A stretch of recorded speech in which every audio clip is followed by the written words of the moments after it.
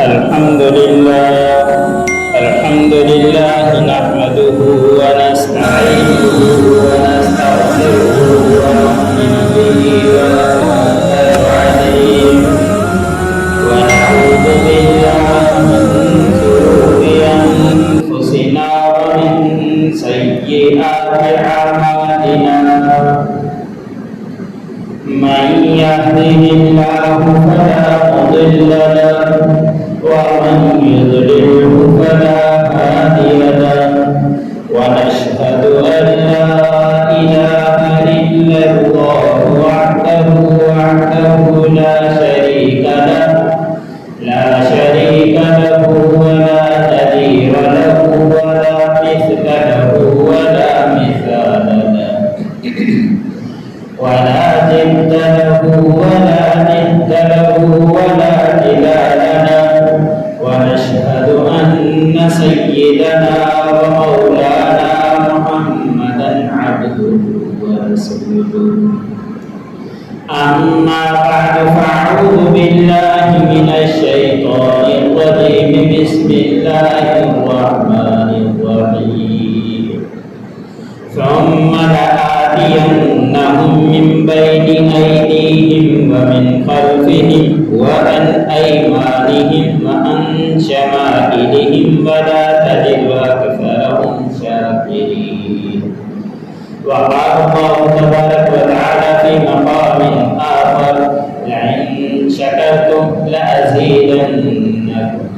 وقال النبي صلى الله عليه وسلم أفلا أكون عبدا شكورا وقال النبي صلى الله عليه وسلم من أعطى قلبا شاكرا ولسانا ذاكرا أو كما قال النبي صلى الله عليه وسلم صدق الله العظيم صدق رسوله النبي الكريم ومن الشاهدين والشاكرين والحمد لله رب العالمين اللهم صل على محمد وعلى آل محمد كما صليت على إبراهيم وعلى آل إبراهيم إنك حميد مجيد اللهم بارك على محمد وعلى آل محمد كما باركت على إبراهيم وعلى آل إبراهيم إنك حميد مجيد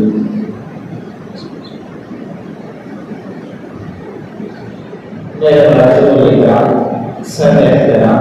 अज़ीज़ान गिरामी और मुसलमान भाई, मैंने आप लोगों के सामने अल्लाह रब्बुल इज़्ज़त के कलाम में से दो छोटी आयत इमामुल अंबिया ताजदार मदीना हज़रत मोहम्मद मुस्तफ़ा सल्लल्लाहु अलैहि वसल्लम के बेशुमार इरशादात में से दो छोटे इरशाद तिलावत किए हैं।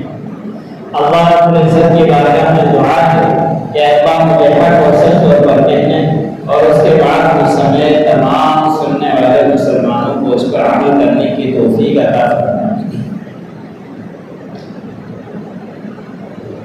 इस दौर के अंदर अल्लाह रब्बुल इज़्ज़त की मादी नेमतें जितनी हैं, अगर कुछ वक्त पहले चले जाएं तो इतनी नेमतें नहीं थी, लेकिन अगर इसके खिलाफ देखें कि पहले दौर के अंदर मादी नेमतों के न होने के बावजूद भी मुसलमान शुक्र अदा किया करते थे, इस दौर के अंदर मादी नेमतें तो बहुत बढ़ चुकी है, लेकिन इंसानों की ज़बान में शुक्र बहुत ही कम होता ही चला जा रहा है। उसी की तरफ जो आयत मैं आप लोगों के सामने पढ़ी मुतालिक कुछ अर्ज करूंगा कि अल्लाह रब्बुल इज़्ज़त ने हमारे लिए ये हुक्म दिया है कि तुम अगर नेमतों का शुक्र अदायगी करते रहोगे, लइन शकरतुम लअज़ीदन्नकुम, ये मेरा या किसी मुफ्ती का कौल नहीं है। अल्लाह रब्बुल इज़्ज़त पूरी कायनात के मालिक हैं, पूरी कायनात को बनाने वाले हैं। उनका इरशाद है कि तुम लोग अगर शुक्र अदा करोगे तो मैं तुम्हारी नेमतों के अंदर मज़ीद مزید اضافہ کرنا. لیکن اگر اس کے برعکس کرو گے تو اس کے بعد پھر میرا ناشکری کرنے کی وجہ سے نعمتیں بھی چھن جائے گی اور انکاری کو بن جائے گا. پھر ایسے لوگوں کے لیے سخت عذاب. آج کے دور کے اندر اگر دیکھا جائے اور پچھلے دوروں کے حساب سے دیکھا جائے کہ آج کل کا غریب سے غریب شخص بھی اس کے گھر کے اندر بجلی کا انتظام ہے. پہلے بادشاہوں کے پاس اس بجلی کا انتظام بھی نہیں ہوا کرتا تھا. تیل کے ساتھ دیا جلا کر گزارا کرتے تھے. ایسے ہی اگر دیکھا جائے آج کے دور کے اندر غریب سے غریب تر کے پاس بھی پنکھا موجود ہے جو ہوا کا انتظام کر رہا ہے. پہلے دور میں لوگوں کے پاس پنکھے کا انتظام بھی نہیں تھا. اس کے خاطر کھڑے ہو کر پنکھا ہاتھ سے دیا کرتے. اس کے باوجود بھی پہلے لوگوں کے اندر شکر زیادہ تھا. لیکن ہمارے اندر شکر کی ناقدری ہوتی چلی جا رہی ہے. نعمتوں کی ناقدری ہوتی چلی جا رہی ہے. پہلے دور کے اندر اگر کہیں سفر کرنا پڑتا تھا تو ایک مہینے کی مسافت طے ہوا کرتی تھی. اگر کوئی سفر کرے وہ جنگلوں کے اوپر سفر ہوا کرتے تھے. آج کے دور کے اندر ایک مہینے کا سفر 3-4 گھنٹوں کے اندر ہی پورا ہو. جتنی نعمتیں آج کے دور کے اندر ہے اتنی ہی انسان ناشکر زیادہ ہی ہوتے ہی چلے جا رہا ہے.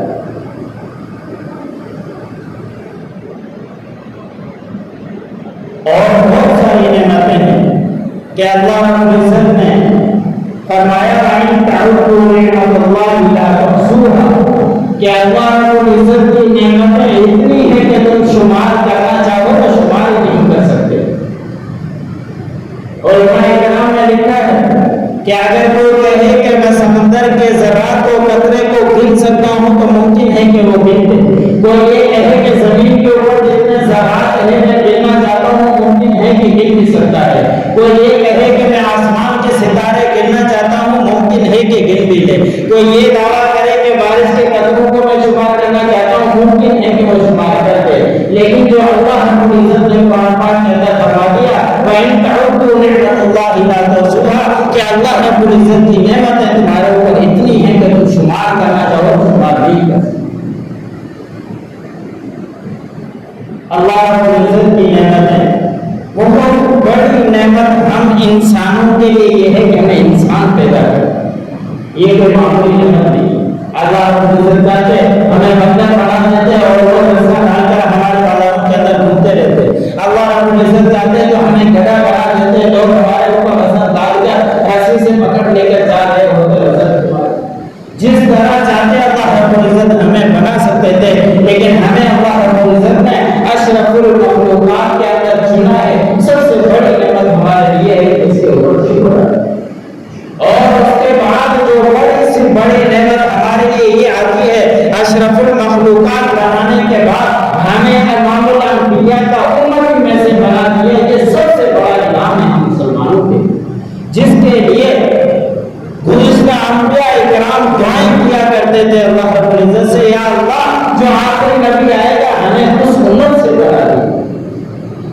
ہمیں اللہ رب العزت نے پھر مانگے اس امت سے بنا دیا. یہ کوئی اس کا اوپر بنا دیا. یہ کوئی معمولی انعام نہیں ہے. معمولی نعمت نہیں ہے جو پہلے دور کے انبیاء اکرام یہ نعمت مانگا.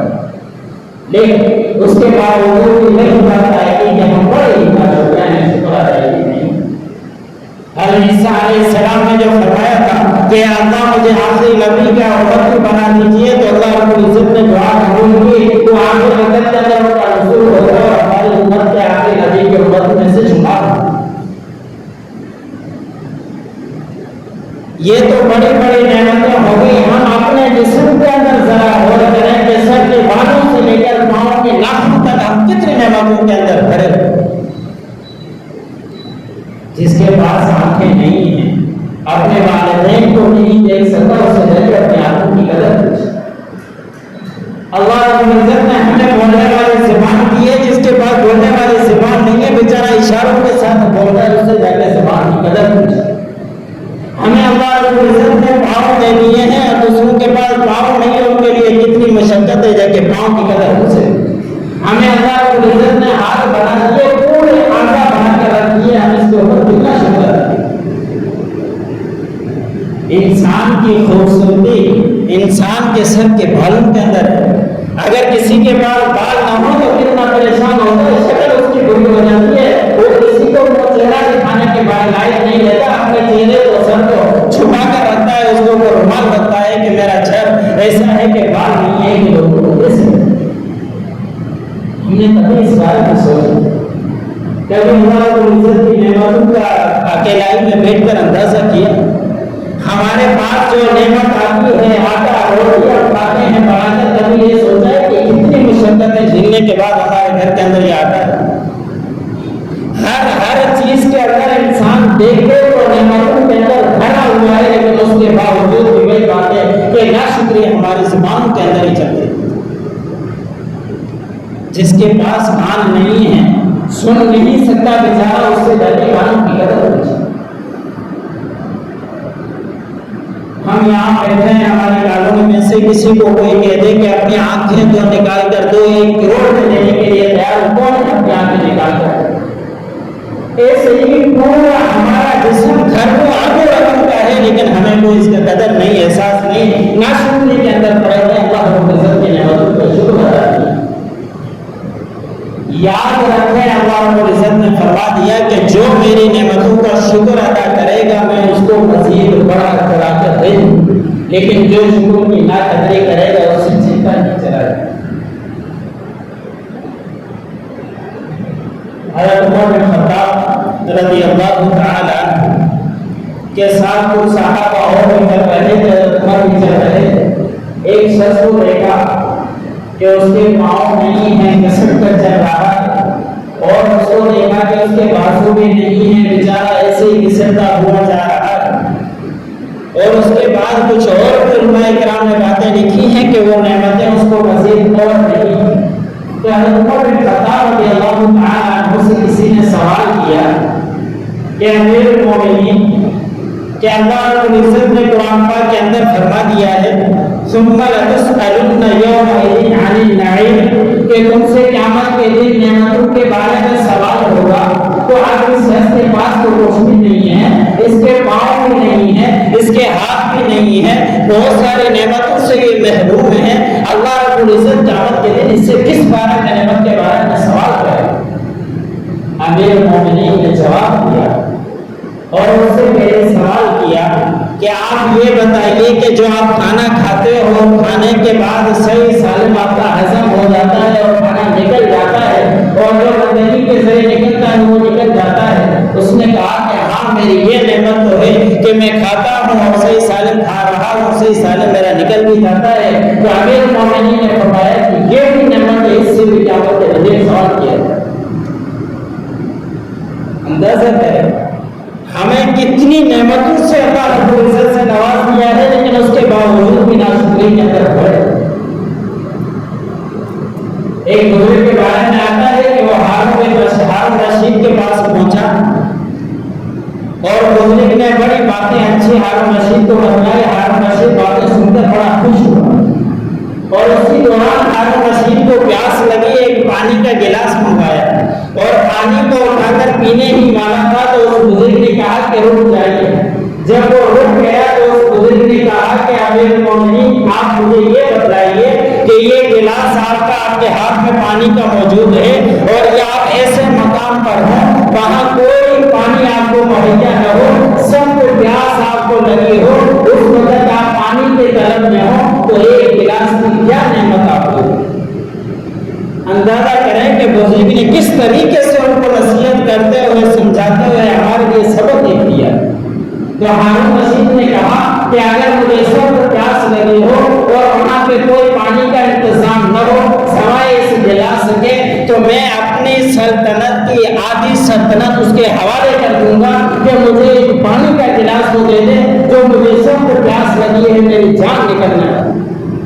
اس کے بعد اس بزرگ نے ہارون رشید سے کہا کہ اللہ رب العزت یہ پانی آپ کو دے دے، آپ آدھی سلطنت کو دے دو، لیکن اس پانی کے گلاس پینے کے بعد وہ پانی آپ کا صحیح سالم نکلے نہیں، اس پانی کی وجہ سے آپ پریشان ہو جاؤ اور ایک حکیم آپ کا اس کا علاج کرنے والا ہو، اس کو نعمت آپ کیا دو؟ تو اس وقت کہا کہ میں اپنی آدھی سلطنت اس کو دے دوں گا کہ میرا پانی کسی طریقے سے نکال۔ اس وقت اس بزرگ نے کہا کہ آپ کی پوری سلطنت کا دار و مدار ایک پانی کے گلاس کے اوپر۔ ہم نے اپنی زندگی کے اندر کتنا پانی پیا اور کتنا صحیح سالک نکل رہا، کتنا ہم نے کھایا اور کتنا صحیح سالک نکل رہا، کبھی اس بارے میں سوچا بھی ہے؟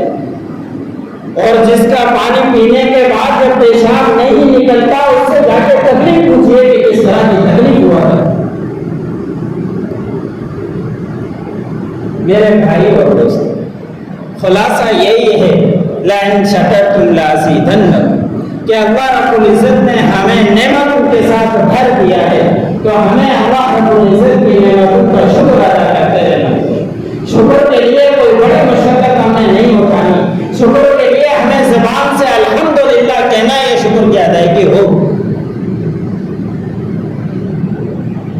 ایک بزرگ کا واقعہ آتا ہے کہ ایک عورت گئی امیر المومنین کے پاس آ کے کہا کہ میرے 4 بیٹے ہیں، میں بیوہ ہوں، میرا کوئی اس کو پالنے والا نہیں ہے، آپ اس کے لیے کوئی وظیفہ مقرر کر دیجئے۔ تو اس نے کہا کہ ٹھیک ہے، میں ایک بیٹے کے یا بیٹا یا بیٹی کا آپ کا وظیفہ مقرر کر دیتا ہوں۔ اور اس پر اس نے عورت نے کہا الحمدللہ۔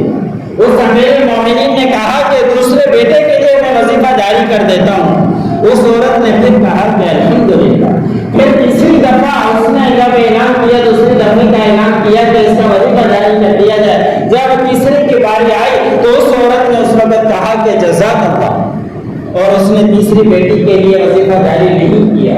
تو اس عورت نے کہا کہ میں نے 2 دفعہ آپ کو کہا، آپ نے میرے لیے تو جاری کر دیا وظیفہ، 2 بیٹوں کا جاری کر دیا، تیسری دفعہ آپ نے کیوں جاری نہیں کیا؟ اس نے کہا کہ پہلی دفعہ جب میں نے اعلان کیا وظیفے کا، آپ نے اللہ کی تعریف کی، اللہ کی حمد بیان کی، اللہ کا شکر ادائیگی کی، تو میں نے دوسری نعمت پہ آپ کو نواز دیا۔ لیکن جب دوسری نعمت نوازنے کے بعد آپ نے اللہ کی تعریف کے بجائے مجھے کہا کہ جزاک اللہ، جب آپ اللہ کی تعریف کر رہی تھی، لَإِن شَكَرْتُمْ لَأَزِيدَنَّكُمْ، اللہ رب العزت کا وعدہ ہے کہ تم میرا شکر ادا کرو گے میں بڑا کیا کر دوں گا۔ اللہ رب العزت کی طرف سے میرے دل کے اندر انکار ہوتا جا رہا تو میں مزید نعمتوں کے ساتھ نواز رہا۔ تو ہمیں اللہ رب العزت کی قدر، نعمتوں کی قدر کرنی چاہیے۔ ہر چیز کے اندر اندازہ کریں، جو دعائیں ہیں اس میں الحمدللہ آتا ہے، کھانے کے بعد کی دعائیں الحمدللہ آتا ہے، پانی کے پینے کے بعد کی دعائیں الحمدللہ آتا ہے، واش روم سے نکلنے کی دعائیں الحمدللہ آتا ہے۔ ہر چیز کے اندر ہمیں الحمدللہ کہتے رہنا چاہیے، یہ اللہ رب العزت کی شکر کرنا۔ لیکن پانی پینے کے بعد کتنے احباب مسلمان ایسے ہیں جو الحمدللہ زبان سے کہتے ہیں، کتنے احباب ایسے ہیں جو سنت کے مطابق پانی پیتے ہیں، کتنے احباب ایسے ہیں جو کھانا کھاتے وقت خود بھی بسم اللہ پڑھتے ہیں، اپنے بچوں سے بھی پڑھواتے ہیں اور آخر میں الحمدللہ خود بھی کہتے ہیں، اپنے بچوں سے بھی کہواتے ہیں۔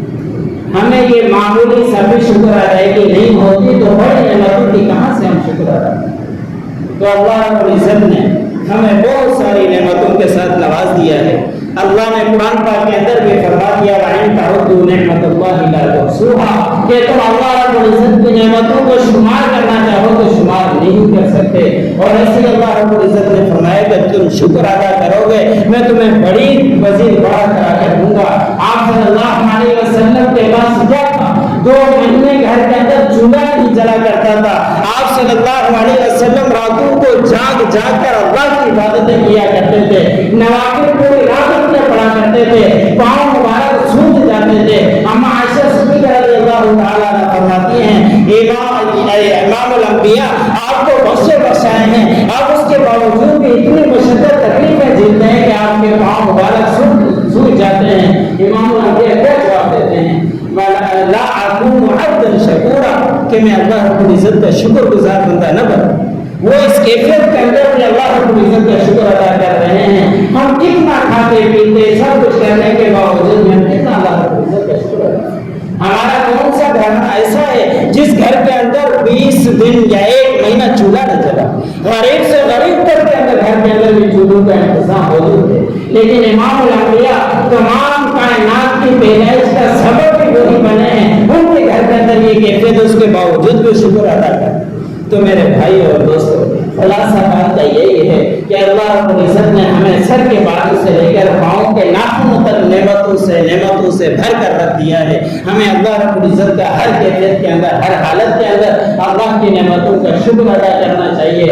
ایسے نہ ہو کہ قیامت کے دن اللہ رب العزت سوال کریں ثم لتسألن عن النعیم، کہ تم سے نعمتوں کے بارے میں سوال کیا جائے پھر ہم بات جواب نہ دے سکیں. ابھی موقع ہے اللہ رب العزت کی بارگاہ میں ہر نعمت کا اپنا شکر ادا کرتے رہا کریں. اللہ رب العزت نے اولاد کی نعمت سے نوازا، اس کے اوپر شکر ادا کرتے رہا کریں. کتنے دوست ایسے ہیں جن کے پاس اولاد نہیں ہے، جا کے ان سے پوچھیے اولاد کی قدر. کتنے بیچارے ہوتے ہیں راتوں کو جاگتے ہیں اور کتنے بزرگوں کے پاس جاتے ہیں، ڈاکٹروں کے پاس جاتے ہیں اولاد کی نعمت سے، لیکن محروم ہیں.